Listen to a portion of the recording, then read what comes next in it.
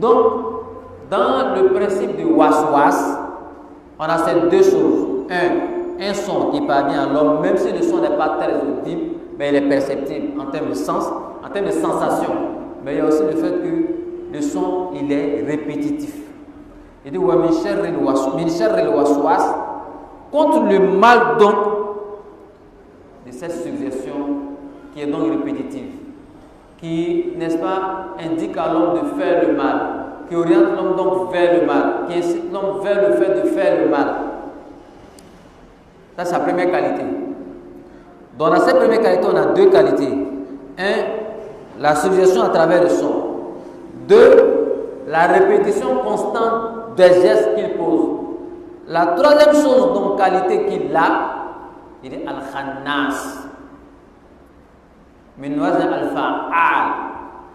Al-khannas, yani yankhanisu. C'est-à-dire, c'est le conseil furtif. Khanasa, ça veut dire qu'il se cache. Comme le dit les savants, al-khanas min raja'a. Il vient, il part et il vient. Donc il y a toujours cette idée de constance, de répétition. Est-ce que le prophète m'a dit donc, lorsque le serviteur, il a zakara la abdu, in khanasanu shaytan. Et donc lorsque le serviteur donc invoque Allah subhanahu wa ta'ala, le diable donc se cache. Donc il se met dans une situation de latence. Il se couvre un peu. Il dit, mais il a rafa, lorsqu'il commence à oublier, alors qu'est-ce qu'il fait? Il revient encore à la charge. Donc il y a toutes ces qualités qu'Allah est en train de définir ici. Ce diable-là, c'est bien entendu le shaitan. Le shaitan qui nous suggère donc le mal. Il nous oriente donc vers le mal. Il nous oriente donc vers les méfaits. Vers donc les péchés, l'accomplissement des péchés de désobéissance à Allah subhanahu wa ta'ala. Les savants donc disent que ce shaitan-là, la'natullah alayhi, suggère à l'homme de faire le mal à travers 5 ou 6 voies. À travers 5 ou 6 voies. À travers lesquelles il fait le waswas, la suggestion donc du mal qu'il veut que nous fassions. Le premier niveau, qui est le pire des niveaux,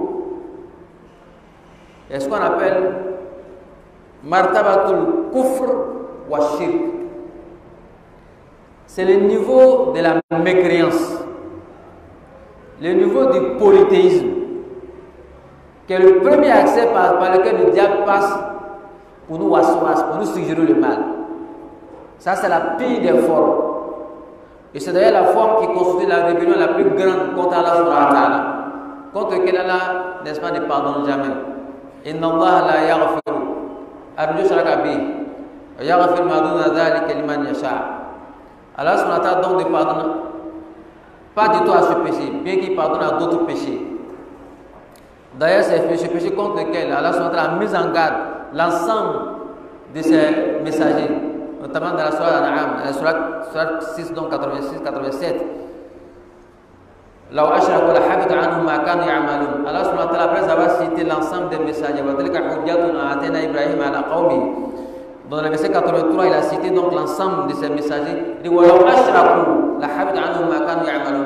il dit si ces messagers avaient donc associé, ne serait-ce qu'une seule fois Allah subhanahu wa ta'ala, Allah aurait détruit toutes les œuvres. Allah s'adresse au prophète sallallahu alayhi wa sallam au verset 86-87 de la sourate Az-Zumar. Il dit وَلَقَدْ أُوحِيَ إِلَيْكَ وَإِلَى الَّذِينَ مِنْ قَبْلِكَ لَئِنْ أَشْرَكْتَ لَيَحْبَطَنَّ عَمَلُكَ. Il dit nous avons cette donnée en révélation à toi et ainsi qu'à ceux qui t'ont précédé comme les messagers. Il dit toutefois que vous associez quoi que ce soit à Allah subhanahu wa ta'ala, il dit لَيَحْبَطَنَّ عَمَلُكَ. Il dit Allah détruirait, n'est-ce pas, ton œuvre. Et tu seras parmi les plus grands perdants. Qu'Allah nous en garde. Ça, c'est une mise en garde qu'Allah a faite à qui? À la meilleure de ses créatures, qui est le prophète sallallahu alayhi wa sallam. Donc ça fait premier niveau. Deuxième niveau, selon les savants, donc, c'est al-bid'a, l'innovation. La seconde voie d'accès à travers laquelle, n'est-ce pas, le diable donc suggère à l'homme de faire le mal, c'est l'innovation. Et comme l'a dit Ibn Qayyim rahimahullah, L'innovation vient en deuxième position à cause de son implication. Ça veut dire quoi? Il ne se limite pas à celui qui pratique, mais il s'étend aussi à d'autres personnes. Parce que quand il pratique, alors les autres aussi peuvent être impliqués. Il dit, mais le danger de l'innovation, c'est deux choses. Première des choses, parce qu'il ne se limite pas à celui qui le fait.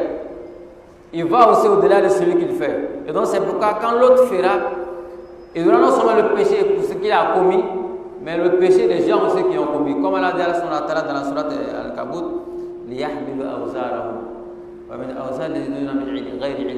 que donc les gens emportent leur propre péché à eux et qu'ils emportent aussi les péchés de ceux, n'est-ce pas, qu'ils ont égaré sur le mauvais chemin. Allah nous en garde. Le deuxième aspect de la bid'a, comme le disent les savants, c'est que celui qui est en train de l'accomplir pense qu'il est en train de faire de bonnes choses. Tu lui parles là, il dit non, il est en train de faire une bonne chose. Il va dépenser son énergie, il va dépenser ses biens, il va dépenser sa fortune dans cela. Et c'est difficile qu'il puisse s'en repentir. Donc, c'est une œuvre qu'il fait. Et le problème, comme l'a dit Moukhaïm Rahimahullah, c'est que l'innovation est dans la religion. Son mal, c'est sur la religion. Alors que les autres choses, ça peut être en dehors de la religion. Et donc, le second niveau, c'est Al-Bid'a. Donc, on est la première voie d'accès, c'est, n'est-ce pas, le shirk et le koufr. La seconde voie d'accès, c'est donc l'innovation. Le fait d'introduire une chose dans la religion qui n'en fait pas partie, comme a mis en garde comme cela, le message sur le salam. La troisième voie d'accès, c'est Al-Kabira, les péchés majeurs. Donc ça veut dire quoi? Quand le diable n'a pas pu te suggérer le mal à travers la commission donc de shirk ou encore de la mécréance, il passe donc par la bid'a, dans l'innovation, en t'enjolivant l'œuvre qu'il est en train de faire pour te dire que c'est du bien. Comme l'a dit Allah subhanahu wa ta'ala, wa zayyana lahum ash-shaytanu a'malahum fasaddahum 'ani as-sabil wa hum la yahtadun. Le diable a enjolivé leurs œuvres, de ceux qu'il a détournés du chemin droit, et ceux-là ne sont pas bien guidés. Qu'Allah nous en garde. Donc la troisième voie d'accès du diable à travers sa suggestion, c'est donc Al-Kaba'ir ou Al-Kabira, la commission des péchés majeurs. Donc commettre des péchés majeurs. Ces péchés deviennent tellement nombreux qu'il ne sait même plus que c'est des péchés. Et c'est quoi le péché majeur? Les savants bien entendu vont diverger par rapport à cela. C'est donc donc les quantifier à 7 péchés sur la base des hadiths du prophète sallallahu alayhi wa sallam. Éloignez-vous donc des 7 péchés capitaux. D'autres vont aller jusqu'à 70, d'autres à 70 000, encore 700. Mais les péchés majeurs, de manière résumée, selon ce qu'ils disent les gens de dogme, à l'aqida, tout péché au sujet desquels Allah subhanahu wa ta'ala a prévu, n'est-ce pas, une peine dans la vie d'ici-bas, comme az-zaniyatu wa-zani fajlidu kulla wahidin minhum mi'ata jalda. Dans Allah subhanahu wa ta'ala, le fornicateur et la fornicatrice administrent à chacun de 100 coups de fouet. Il y a une peine. Donc, ça veut dire que c'est un péché majeur. Donc, quand on volait la voleuse, il faut leur couper, n'est-ce pas, leurs mains. Donc, ça veut dire que c'est un péché majeur. Deuxième des choses contre lesquelles Allah subhanahu wa ta'ala a prévu aussi des châtiments dans la tombe. Comme le prophète sallallahu alayhi wa sallam, lorsqu'il passe devant, n'est-ce pas, ces deux tombes-là, qui dit Innahuma la yu'adzaban, wa ma yu'adzaban fi kabir, fa amma ahadukum fa kana la yassasir min al-bawl, wa amma al-akhar fa kana yamshi bin namima. Donc quand il passait devant deux tombes, il a dit, quand aux 12 auteurs de ces deux tombes, ils sont châtiés, mais ils ne sont pas châtiés pour des choses aussi graves, ou des choses que les gens considèrent comme graves. Il dit, quant au premier, il est châtié aujourd'hui parce que c'est quelqu'un qui se purifiait pas contre les impurités des urines. Il dit, quant à l'autre, il marchait entre les gens avec le colportage. Il prend les propos de celui-là, il va donner à l'autre. Donc ça veut dire que c'est un péché majeur parce qu'il y a un châtiment qui lui est administré dans la tombe. Et donc, les péchés majeurs, c'est les péchés pour lesquels Allah subhanahu wa ta'ala aussi a prévu, n'est-ce pas, une sanction, une sentence dans l'au-delà. Et donc, à chaque fois qu'Allah subhanahu wa ta'ala a évoqué une peine dans la vie d'ici-bas, ou une sentence dans la tombe, ou une sentence dans l'au-delà, par rapport à chaque fois que la personne est entrée en enfer, alors c'est un péché majeur. Comme tous les versets au sujet desquels Allah subhanahu wa ta'ala a dit Wailun, Wailun, Wailun, Wailun, Wailun, Wailun, ou bien le prophète sallallahu.